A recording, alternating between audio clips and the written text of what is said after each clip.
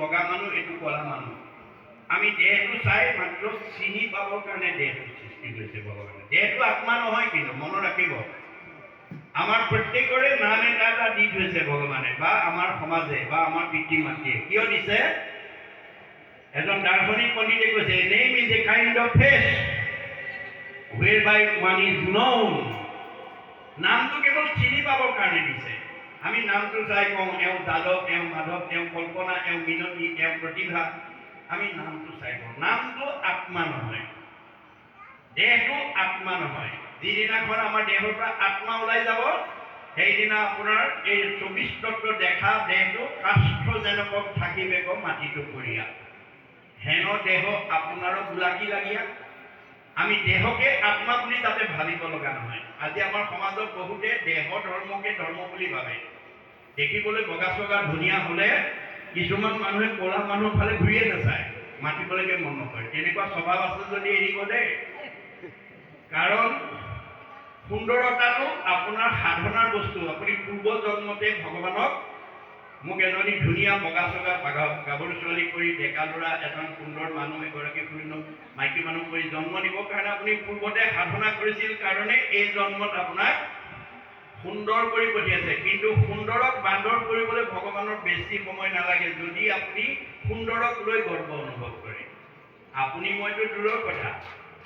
এদিন দেৱৰ্ষি নাৰদে গৈ বৈকুণ্ঠত ভগৱন্তৰ লগত সংলাপ কৰি থাকোঁতে প্ৰসংগতে ক'লে, প্ৰভু মৰ্ত্যত মোৰ সমান সুন্দৰ ব্যক্তি আৰু দ্বিতীয়জন নাই। কৃষ্ণই মিচিকিয়া হাঁহি মাৰি ক'লে, নাৰদ এই কথাটো মোৰ আগতে যি ক'লা আৰু আনৰ আগত নকবা দেই। নাৰদে শুনি পেলাই মনে মনে থাকিলে। নামি অহাৰ লগে লগে আকৌ তেওঁ আগৰ ভাৱটো আহি গ'ল, মই দেখিবলৈ ধুনীয়া, এইটো ক'লেও অপৰাধ হয়নে? কৃষ্ণ চবৰে হৃদয়তে আছে, আপুনি কি ভাবে চব জানে। এওঁ আকৌ অহংকাৰ আহি গ'ল। এই অহংকাৰৰ পৰা যদি এওঁ মুক্ত কৰি নিদিওঁ, এই অহংকাৰে এদিন তেওঁক সমাজৰ পৰা পৃথক কৰি পেলাব। গতিকে ভকতক সদায় তেওঁ দয়াল চকুৰে চায়, ভকতক কেতিয়াও বিপদ হ'বলৈ নিদিয়ে। মনত ৰাখিব কথাটো। উদ্ধৱক কৈছে যাবৰ সময়ত, ব্ৰহ্মা হৰ হলাইদ লক্ষ্মী প্ৰিয় জায়া। হে উদ্ধৱ, মই ব্ৰহ্মাকো ভাল পাওঁ, দাদা বলভদ্ৰকো পাওঁ, শিৱকো ভাল পাওঁ। এওঁলোক তিনিজনতকৈ মোৰ ভাৰ্যা লক্ষীক মই বেছি ভাল পাওঁ। লক্ষীতকৈও পৰম সুন্দৰ মোৰ দেখা ইটো কায়া। মোৰ নিজৰ ভাৰ্যাজনীতকৈও মই নিজৰ দেহটোক ভাল পাওঁ, আৰু মোৰ নিজৰ দেহটোতকৈও সবাতো অধিক তুমি মোৰ প্ৰিয়তম, নাহি আন বান্ধৱ উদ্ধৱ তুমি সম। ভগৱন্তই নিজতকৈও ভকতক ভাল পায়। আমি ভগৱন্তক ভাল পাওঁ, ভগৱন্তই ভকতক ভাল পায়। এতিয়া কলি যুগত ভগৱন্তক পাবলৈ হ'লে আমি কি মাধ্যমেৰে যাব লাগিব? মহাপুৰুষ মাধৱদেৱে গোসাঁত লিখি থৈ গৈছে, কৃষ্ণক পাইবাৰ জানা, আমাৰ গীতা ভাগৱত লিখিছে, কৃষ্ণক পাইবাৰ জানা ভকতিকে পন্থ, ইহাক কহে গীতা ভাগৱত গ্ৰন্থ। আমি কলি যুগত ভগৱন্তক পাবলৈ হ'লে ভকতিৰ মাধ্যমেৰে যাব লাগিব। আৰু সেই ভকতিটো ক'ত কৰিব লাগিব? ভকতত ভকতি দানে কৰু গুৰু দায়া প্ৰণয় অধিক। আমি ভকতক নিজৰ জন্ম দিয়া ল'ৰা ছোৱালীতকৈও বেছি ভাল পাব লাগিব। এতিয়া কলি যুগত কাৰো ঘৰলৈ আহি, কাৰো সমাজলৈ আহি ভগৱন্তই আপোনালোকক নকয়হি আয়ুষ্মান ভৱ, মিলা প্ৰীতিৰে থাকিব, মংগল হওক, ল'ৰা ছোৱালীকেইটা পঢ়া শুনাত আগবাঢ়ি যাওক, পৰীক্ষা ভাল হওক, এই বুলি ভগৱন্তই আহি নকয়। কোনে ক'ব? আমাৰ ভাগৱতত কৈছে, হৰিৰ মূৰ্তিক হৰি ভক্তক দেখিবা, শক্তি অনুৰূপে তাৰ প্ৰীতি আচৰিবা। সমস্ত ভূততে আছে ভগৱান, সেই ভাবি সবাকো কৰিব বহুমান। ভগৱন্ত চবতে আছে আত্মাৰূপে, কিন্তু মূৰ্তিমন্ত হৈ ভকতত আছে। গতিকে আপোনালোকৰ ঘৰলৈ অহা ভকত বৈষ্ণৱ সাধু মহন্ত আলহী অতিথি আপোনালোকে আচমনি কৰি পথখনত বহুৱাই লৈ শক্তি অনুৰূপে আছে যদি ধূপ এডাল লগাব, নাই যদি ঠাইখন মুচি হ'লেও ল'ৰা ছোৱালীকেইটাক মাতি আনি আশীৰ্বাদ এটা ল'ব। মাক দেউতাকেহে জানে তেওঁৰ স্কুললৈ পঠিওৱা ল'ৰাটো বা ছোৱালীজনী কিহত দুৰ্বলতা আছে। অংকত দুৰ্বলতা নে, ইংৰাজীত দুৰ্বলতা নে, সমাজ অধ্যয়নত দুৰ্বলতা নে, বিজ্ঞানত দুৰ্বলতা নে, ছবিত দুৰ্বলতা, মাক বাপেকেহে জানিব। কিন্তু আমাৰ ভাগৱতে কৈছে তুমি অকল দুৰ্বলতাটো জানিলেই নহ'ব, তাক সবলতালৈ উত্তৰণ কৰিবলৈ শিকিব লাগিব। কেনেকৈ শিকিব লাগিব? দৈৱ বকে যদি সাধুৰ সংগ পায়, নিশ্চয় জানা তাহাৰ স্বভাৱ দৃঢ় হয়। আপোনাৰ ঘৰলৈ অহা আলহী অতিথি ভকত বৈষ্ণৱৰ ওচৰলৈ সেই দুৰ্বলতা ল'ৰা ছোৱালীকেইটাক আনি সেৱা এটা কৰি আশীৰ্বাদ ল'ব লাগিব। প্ৰভু আশীৰ্বাদ এটা দিয়ক, ল'ৰাটো অংকত বৰ বেয়া, ছোৱালীজনী ইংৰাজীত বৰ বেয়া। 10 জনে যদি মূৰত হাত দি কৈ যায় ঈশ্বৰে তোমাক কৃপা কৰিব, তুমি ভাল হ'বা। হয়, 6 জনৰ আশীৰ্বাদে মিলে কৃষ্ণৰ প্ৰসাদ।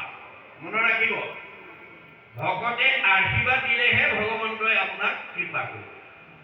আমাৰ প্ৰত্যেক ঘৰ গৃহস্থী ঘৰতে এই আদৰ্শৰে আমি অনুপ্ৰাণিত হ'ব লাগিব। গতিকে ভগৱন্তই নিজতকৈও ভকতক ভাল পায় আৰু ভকতে দিয়া আশীৰ্বাদটো তেওঁ কেতিয়াও অথলে যাব নিদিয়ে, সেইটো সাৰ্থক ৰূপায়ণ কৰি থৈ যায়। ভকতক নিজতকৈও ভাল পায়, সেইকাৰণে আপুনি ভকত হ'বলৈ শিকিব দেই, তেতিয়া ভগৱন্তৰ আপুনি প্ৰিয় হৈ থাকিব। ভকত হ'বলৈ হ'লে কাণত গামোচা চেলেং ল'লেই নহ'ব। গামোচা চেলেং ভকত নহয়। গামোচা চেলেং আমাৰ জাতীয় সংস্কৃতি, এটা জাতীয় পোচাকহে। ভকত হ'বলৈ হ'লে 3টা আখৰৰ বৈশিষ্ট্য লাগিব। ভকত। ভ আখৰে কি কৈছে? ভ শব্দে ভগৱন্ত ভৱ বিমোচন, ভজন ভক্তিত তুষ্ট ভৱন্ত কিজন। ভগৱন্তই কাক ভাল পায়? মানুহৰ জন্ম পাই যি পুৱা গধূলি ধূপ ধূনা জ্বলাই তেওঁ উপাসনা কৰে, সেইটো জীৱক ভাল পায়। ডেকা ল'ৰাই হওক বা গাভৰু ছোৱালীয়ে হওক, বোৱাৰীয়ে হওক বা জীয়াৰীয়ে হওক, বাল্যই হওক বা বৃদ্ধই হওক, ভগৱন্তৰ নাম লোৱা, ভগৱন্তৰ প্ৰাৰ্থনা কৰা মানুহক ভগৱন্তই ভাল পায়। আমাৰ মাক দেউতাকে কোন ল'ৰা ছোৱালীক ভাল পায়? যি ল'ৰা ছোৱালীয়ে মাক বাপেকক শ্ৰদ্ধা কৰে, ভক্তি কৰে, মৰম কৰে, আদৰ কৰে, কথা শুনে, শাক বচন মানি চলে, সেইটো সন্তান সকলো পিতৃ মাতৃৰ মৰমৰ। কোনোবা ল'ৰা ছোৱালীৰ সন্তান হৈ যদি মাক বাপেকক শ্ৰদ্ধা নকৰে, ভক্তি নকৰে, মৰম নকৰে, আদৰ নকৰে, কথা নুশুনে, শাক বচন নামানে, সেইটো সন্তান কেতিয়াও মাক বাপেকৰ প্ৰিয় হ'ব নোৱাৰে। এইটো যেনেকৈ বাস্তৱ সত্য। আমি কাৰ সন্তান? আমাৰ ভাগৱতত কৈছে, যিজনৰ ত্ৰিপিটি তুষ্ট হ'ব দেও, জানিবা সিজন পিতৃ এক কৃষ্ণ দেৱ। আমাৰ সকলোৰে পিতৃ কৃষ্ণ, আমি তেওঁৰে সন্তান। আমি সন্তান হৈ পুৱা গধূলি তেওঁক সেৱা কৰিছোঁ নে নাই, তাৰ ওপৰতে আমাৰ জীৱনৰ সুখ দুখটো নিৰ্ভৰ কৰিব। ক শব্দে কৃষ্ণ ভজি পবিত্ৰ পৰম, আত্মাক দেশন্ত কৃষ্ণ সমস্ত দেশম। ক আখৰে কৈছে আত্মা দৃষ্টিত আমি সকলো সমান। দেহৰহে বগা কলা ওখ চাপৰ মতা মাইকী চুট বড় আপোন পৰ আছে, আত্মাৰ নাই। আত্মা সকলোতে সম পৰ্যায়ত আছে। কেনেকৈ আছে? ঋগ্বেদত কৈছে, কে সাগ্ৰ শতভাগস্য শতাংশ চাৰিশত্মক জীৱ সূক্ষ্ম ৰূপ অয়ং সংখ্যাদিটো চিত্তন। ভগৱানটো আমাৰ দেহ জগতত কিমানকৈ আছে বুলি যদি কোনোবাই প্ৰশ্ন কৰে, ঋগ্বেদক দোহাই দি ক'ব লাগিব, চুলিৰ আগ এডাল 10,000 ভাগ কৰি এভাগ ল'লে যিমান সূক্ষ্ম অনু হয়, সিমান সূক্ষ্ম অনুৰূপে গুৰি পৰুৱাত যিমান হাতীটোতো সিমান, বুঢ়া মানুহৰ যিমান কেঁচুৱা ল'ৰাটোতো সিমান। দেহৰহে ডেকা বুঢ়া ডাঙৰ সৰু আছে, আত্মাৰ নাই।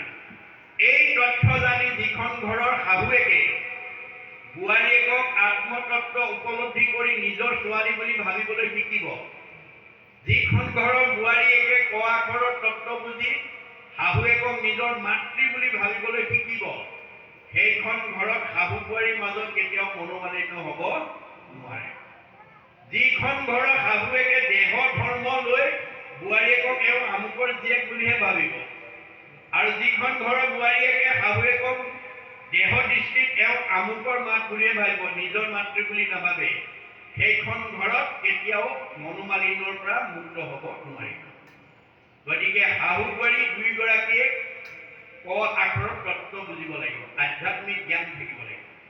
ত শব্দে তৰণৰ উপায় শৰণ, হৃদয় মধ্যত সেই কৃষ্ণৰ চৰণ, তাকে সেই বুলিয় ভকত জানিবা নিশ্চয়, নিজে কৰি কুলক উদ্ধাৰ কৰে। এই 3টা আখৰৰ কোন জাগাত আছে, সেইজনকে ভকত বুলি কৈছে, আৰু সেই নিজেও কৰিব আনকো কৰাব। আপোনালোকৰ ঘৰত যদি এজন ভকত থাকে, তেওঁ নিজেও কৰিব, ঘৰখনকো কৰাব, আৰু যদি এজন অভকত থাকে, তেওঁ নিজেও কৰিব, আনকো মাৰিব।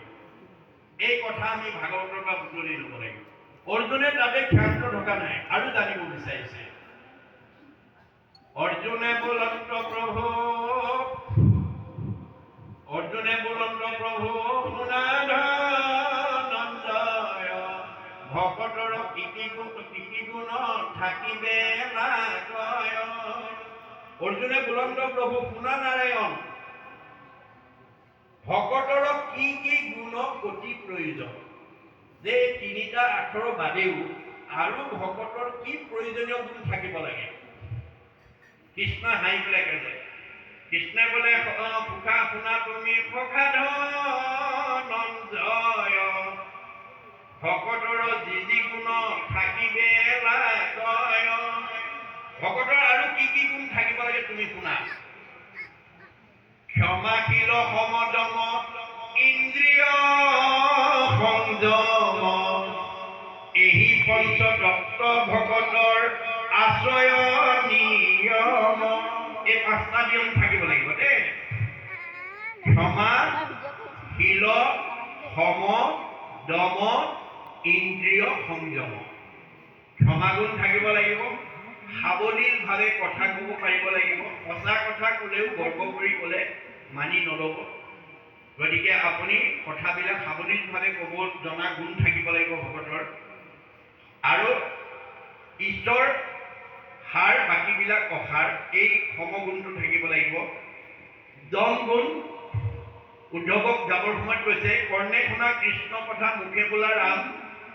যিটো হস্ত দুই মাত্ৰ মূৰে কৰে কাম মূৰৰ উপচিন্তনত মনে কৰে শ্ৰম জানিবা উদ্ধৱ বন্ধু তাকে বোলে দম এইকেইটা গুণ আমাৰ থাকিব কাণেৰে কৃষ্ণ কথা শুনিব লাগিব মুখেৰে কৃষ্ণ কথা ক'ব লাগিব হাতেৰে কৃষ্ণ কৰ্ম কৰিব লাগিব আজি আপোনালোকৰ যুৱক যুৱতী আই বাপ যিসকলে তিনিদিনীয়া কাৰ্যসূচীত সফল ৰূপায়ণ কৰিবৰ কাৰণে ইয়ালৈ অহা ভকত বৈষ্ণৱক সেৱা শুশ্ৰূষা কৰিবৰ কাৰণে হাতে কামে কাম কৰি আছে খাৰলি পাচলি কুটিছে কোনোবাই চাহ বনাইছে কোনোবাই তামোল খান কোনোবাই মাটি আনি পেলাই ঘৰখনত বহুৱাইছে ইত্যাদি ইত্যাদি এই তিনিটা দিনত যাতে আপোনালোকে ভকত ভগৱন্তৰ সেৱা কৰি যাতে পুণ্য অৰ্জন কৰিব পাৰে তাৰ কাৰণে প্ৰত্যেকে সজাগ হ'ব লাগিব প্ৰত্যেকে ভাবিব লাগিব মই কিবা অকণমান কৰি এই তিনিদিনত মই পুণ্য অকণমান ল'ম এই ভাৱেৰে যদি কৰ্ম কৰে এই তিনিদিনীয়া কাৰ্যসূচী সফল ৰূপায়ণ হৈ যাব আৰু আপোনালোকৰ পুণ্য অৰ্জন হৈ যাব গতিকে কৃষ্ণ কীৰ্ত নকৰিয়া ভৈৰৱো বৰ্বৰ ইটো হস্ত বাহু মিছা মৃতক খবৰ হাত দুখন ঈশ্বৰৰ কাম কৰিব দিছে কৰিব পৰা ক্ষমতা থাকে যদি অকণমান আগতীয়াকৈ আহি অনুষ্ঠানটোত যদি অকণমান ইটো সিটো কৰি দিয়া নাই তেতিয়া আপোনাৰ এই হাত দুখন মৰা সৰস্বৰূপ বুলি কৈছে গতিকে এই তথ্যবিলাক আমি প্ৰয়োগ কৰিব জানিব লাগিব তেতিয়াহে আপোনাৰ জীৱনলৈ পুণ্য নামি আহিব গতিকে এই তথ্য মহাপুৰুষে আমাক ভাগৱতৰ মাজেদি দি থৈ গৈছে গতিকে এই গুণসম্পন্ন হ'লে ভগৱন্তৰ আমি প্ৰিয় হ'ব পাৰিম এই পাঁচটা গুণ আমাক লাগিব আৰু কি কৈছে নেৰিবেক ধনে ধানে মানে আশকতি নাপাইবে উদ্ধাৰ সখী যাইবে অধুগতি আপুনি জীয়াই থকা কীৰ্তন অকল যদি মান সন্মান ধন টকা পইচা সুখ ভোগৰ কথাকে ভাবি থাকে আপোনাৰ জীৱনটো কেতিয়াও উদ্ধাৰ হ'ব নোৱাৰিব আপুনি বাসনাৰ বলি হৈ যোৱাৰ লগে লগে আপুনি জীৱনত সন্তোষিত হ'ব নোৱাৰিব আমাৰ বেদে কৈছে ভায়তু বিষয়ান পুঞ্চ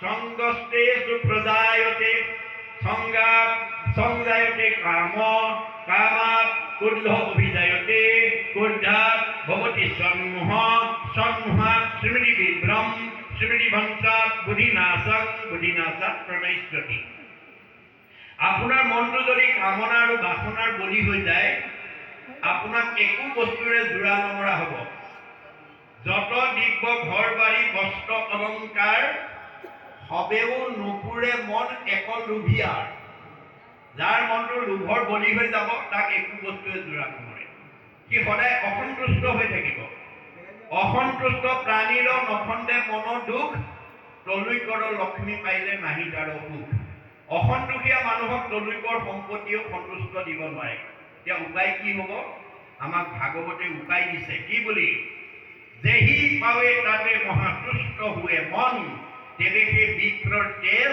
বাঢ়ে অনুক্ষণ ভগৱানে আমাৰ পূৰ্বজন্মৰ পুণ্যৰ ফলত য'ত ৰাখিছে যি কৰ্ম কৰি যি ফল দিছে আপুনি ভকতিৰ দ্বাৰা তাতেই সন্তুষ্ট থাকি সুখে দুখে মুখে যোনো চাৰে ৰামনা সকলো সময়তে আপুনি ঈশ্বৰৰ নাম ল'বলৈ যত্ন কৰক তেতিয়া তেজ মানে শক্তি তেজ মানে প্ৰভাৱ তেজ মানে প্ৰতিভা তেজ মানে চেহেৰা তেজ মানে পৰমায়ুস বাঢ়ি যাব আপুনি আয়ুস বঢ়াবও পাৰে আয়ুস কমাবও পাৰে মহাপুৰুষ শংকৰদেৱৰ দিনত, মাধৱদেৱৰ দিনত কেইবাজনো আটা পুৰুষে তেওঁলোকৰ পৰাই ভাগৱতৰ ব্যাখ্যা শুনিছিলে। কিন্তু তেওঁলোকৰ এটা চাৰিত্ৰিক বৈশিষ্ট্য আছিলে, কি? গুৰুতকৈ শিষ্য জ্ঞান খুচৰি খুচৰি লয় জ্ঞান। নজনা কথাবিলাক চব শিকি ল'লে। শিকাওঁতা মাধৱদেৱ 107 বছৰ জীয়াই থাকিলে। শিকাওঁতা শংকৰদেৱ 120 বছৰ জীয়াই থাকিলে। তেওঁলোকৰ পৰা শিকা বদলা আটা 130 বছৰ, ৰাম আটা 140 বছৰ, মধুৰা দাস আটাই 151 বছৰলৈকে আয়ুস কৰালে। মনত ৰাখিব কথাটো। গতিকে আপুনি আয়ুস বঢ়াবও পাৰে, আপুনি আয়ুস কমাবও পাৰে। আপুনি চেহেৰাটো ভাল কৰি ৰাখিব পাৰে, আপুনি চেহেৰাটো ভাঙি পেলাবও পাৰে। গতিকে এই গোটেই বস্তুটো আমাৰ নিজৰ ওপৰতে নিৰ্ভৰ কৰিছে। গতিকে ভাগৱতে আমাক সেই শিক্ষা আমি দি আছে। গতিকে এই ভাগৱতৰ দৰ্শন নজনাৰ কাৰণে আজি আমাৰ সমাজত বহুত কোৱালিফাইড মানুহ, বহুত উচ্চ পদস্থ বিষয়ত চাকৰি কৰা মানুহে ভাগৱতৰ এই দৰ্শন আৰু বেদৰ দৰ্শন নজনাৰ কাৰণে ভগৱানে দিয়াটোত সন্তুষ্ট নাথাকি বেছি বিচাৰি ৰঙা ঘৰৰ অতিথি হ'ব লগা হৈছে। বহুতে চাকৰিৰ পৰা নিলম্বন হ'ব লগা হৈছে। সেইকাৰণে এজন দাৰ্শনিক পণ্ডিতে কৈছে, উই must কনচেন্ট্ৰেট as much as we get from God. ভগৱানে আমাক যিমান কৰ্মৰ ওপৰত ভিত্তি কৰি যি ফল দিছে, আমি তাতে আত্মসন্তুষ্টি থাকিবলৈ শিকিব লাগে। আজি এই শিক্ষা নোহোৱাৰ কাৰণে বহুতে বিপদত পৰিব লগা হৈছে। আমাৰ এই বগীদল ভকত গাঁৱৰ যাতে উঠি অহা কোনো ল'ৰা ছোৱালী যাতে বিপদগ্ৰস্ত হ'ব লগা নহয়, কোনো মানুহে যাতে আয়ুস কমাব লগা নহয়, তাৰ কাৰণে ভাগৱতৰ নীতি শিক্ষাখিনি আমি দিয়াৰ কাৰণে আপোনালোকে যত্ন কৰিব। তেতিয়া আপোনালোকৰ জীৱন ধৰাৰ সাৰ্থক হ'ব। কাৰণ সৰুসকলে সদায় ডাঙৰক অনুকৰণ কৰি থাকে।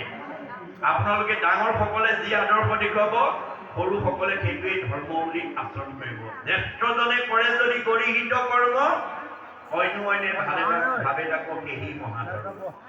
আপুনি ডাঙৰ মানুহ হৈ যদি গা পা ধুই পেলাই কিবা এটা খোৱাৰ ব্যৱস্থা নকৰে, গুৰু সেৱা নকৰাকে যদি আপুনি বাহি গাতে খাবলৈ শিকে, আপোনাৰ ল'ৰা ছোৱালীবিলাকো সেইটোৱে ধৰ্ম বুলি ভাবি তেনেকুৱা আদৰ্শৰে আগবাঢ়িব। গতিকে আমি ভাগৱতে দিয়া নীতি আদৰ্শৰে আমি যাতে আমাৰ পৰিয়ালটো গঢ়ি তুলিব পাৰোঁ, তাৰ কাৰণে আমি যত্ন কৰিব লাগিব। আৰু যিটো শিক্ষা এতিয়া বলিয়ে পৰিয়াল বৰ্গক লৈ এই কথা আমাক শুনাই আছে। কি বুলি কৈছে? যে যদি কৈল ভাবে পাৱি পৰম হৰিক, তথাপিতো নাথ মোক কৰিও সাত্বিক। বৈল ভাৱে চিন্তা কৰিলেও ভগৱন্তক পাব। আপুনি খঙেৰে যদি কৃষ্ণ বুলি কয়, কৃষ্ণই আপোনাৰ কৰ্ষণ কৰিবই, আনন্দ দিবই। খঙেৰে ক'লেও আপোনাক দিব। কিন্তু আমি খং ৰাগ কৰাতকৈ যদি সাত্বিকতাৰে যাতে ঈশ্বৰৰ অনিচ্ছাটো যিটো বিষ্ণুকক হৈ তাহাৰ সমস্ত পাতক হলৈ, অনিচ্ছা স্বত্বেও যদি আপুনি কৃষ্ণ বুলি কয়, তেতিয়াও পাপ নহ'ব। প্ৰেম ভাৱে যিটো ভজে কৃষ্ণ পাও, কহিব তাহাৰ কত প্ৰভাৱ। আপুনি প্ৰেম ভাৱেৰে যদি কয়, তাৰ মহিমাকৈ অন্ত কৰিব নোৱাৰে। বলিয়ে এই কথা মহাপুৰুষ ভগৱন্তক আৰাধনা কৰিছে। কি বুলি? যদি কৈল ভাৱে পাৱে পৰম হৰিক, শত্ৰু ভাৱে যদি কোনোবাই চিন্তা কৰে, তেতিয়াও ভগৱন্তই তাক গতি দিয়ে। কিন্তু তথাপিতো নাথ মোক কৰিও সাত্বিক। মই গৈলভাৱে তোমাক চিন্তা কৰাৰ কথা ভবা নাই, মই সাত্বিকতাৰ বাবে সততাৰে যাতে তোমাক ভক্তি কৰিব পাৰোঁ, এই কৃপা তুমি মোক কৰা। এই বুলি বলৰাম কৃষ্ণক মানে এই হেৰিয়ে বলিয়ে প্ৰাৰ্থনা জনাইছে। আমালৈ এই আদৰ্শটো দি দিছে নে? গতিকে আমি আপোনাৰ অনিচ্ছাত গ'লেও আপুনি মুক্তি লাভ কৰিব পাৰিব, কিন্তু আপুনি যাতে সততাৰে সেইটো অভ্যাস কৰে। আমাৰ মহাপুৰুষ মাধৱদেৱে লিখিছে যে কৃষ্ণ নামটো কৰে বা পিছলে সৰ্পে বা দংশয়, জৰে তাকো পীড়া কৰে, এতেকতে যদি হৰি নাম লয় যম যাতনা সুতৰে। আমাৰ অভ্যাসটো কেনেকুৱা হ'ব লাগিব?